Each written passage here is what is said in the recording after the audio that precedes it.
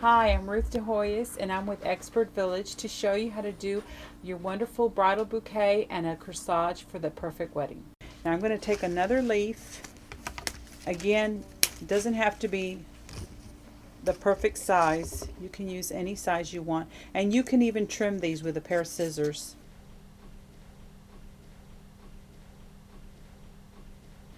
Shape them to the size of a leaf that you want.